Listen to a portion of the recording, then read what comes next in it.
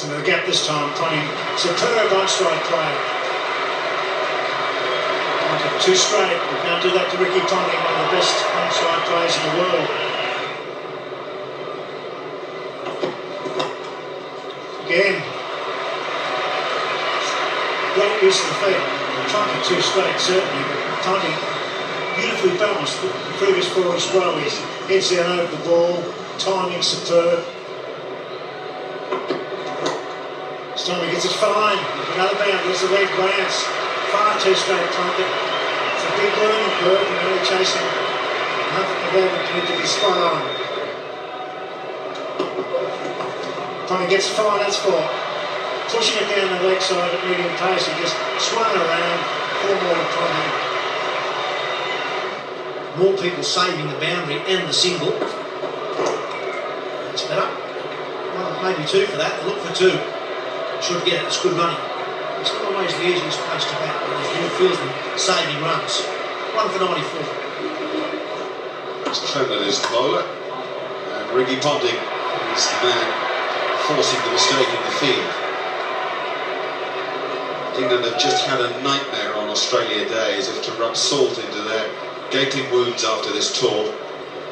They won the toss, batted in good conditions and made nothing of it. I mean, a fair enough start, but then they collapsed. And if you have just come in and bowled out for 110, Adam Gilchrist then played some fabulous strokes, 4 boundaries in 1 over before he was run out. Since then, Ricky Ponting and Matthew Hayden made their way towards England's total. One chance missed, Ponting was dropped and slipped, trying to suffer.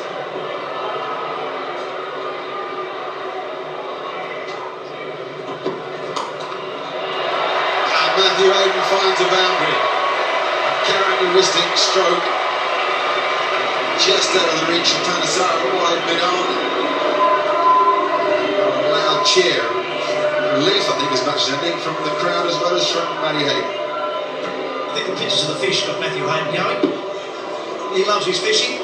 He'd have been delighted to see that rather large snapper caught by Steve-O and the boys. I reckon they might have been suicide fish though.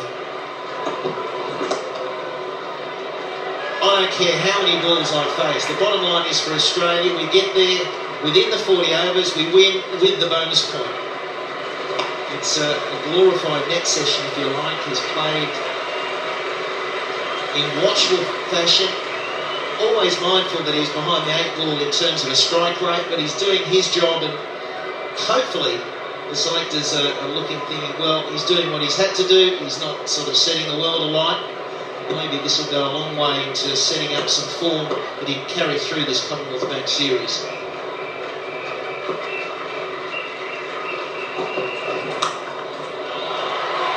Now he finds another space on the offside. Takes 9 from that over, bowled by Chris Trevor. It's 1 for 103. There's the stark reality of a day that England will want to forget. In fact, they'll want to forget the Adelaide Oval on this tour. They've had triumphs here in the past, but this has been really bad. They lost the Test match from a position of great authority. They've lost today, humbled, humiliated, some might say. Playing way below par against a mighty strong Australian team who only have to smell blood. And they go for the kill like no other.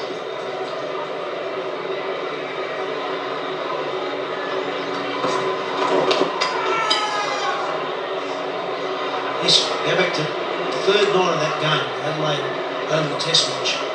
That to me was a turning point for England. They did play well in the first couple of days of the Test, and then Australia, I think, 4 for 312, chasing 550 in that game, and I reckon they switched off. They thought, okay, the game's going to be a draw, we'll just meander through the next 2 days' play. Australia didn't meander through it, they went for the jugular. They tried to win a game that was unwinnable, and that's exactly what they did. From that moment on, they've had their foot right on the throat of England.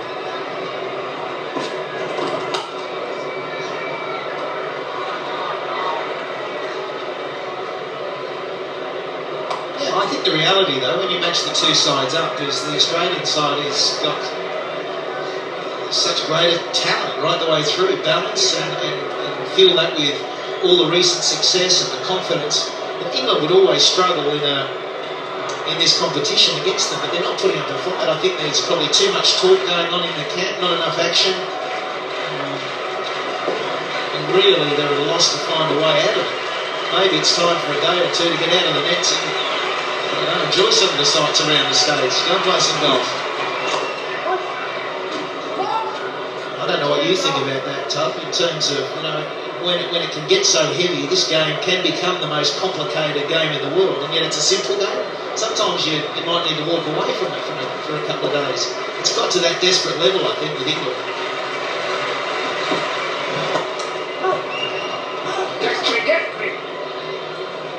But on the basis of what you said in the period between the innings, it's the mindset, isn't it? It's 1 for 100.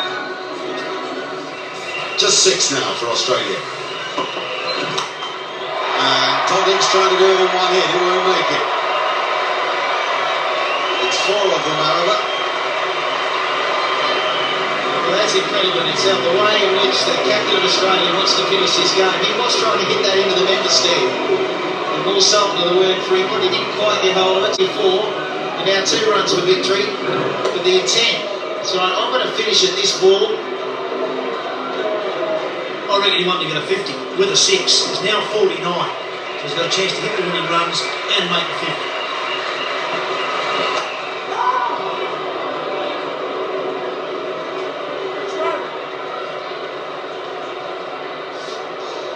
And news has come through that Mitchell Johnson is man of the match. There's no surprise there. He picked up 4 for 40-yard. He bowled with great spin. He bowled lovely lines. He bowled with pace. He bowled some good cutters. He was burgeoning talent. One of a very strong group of seamers here in Australia. And that's been the riches for the selectors at present.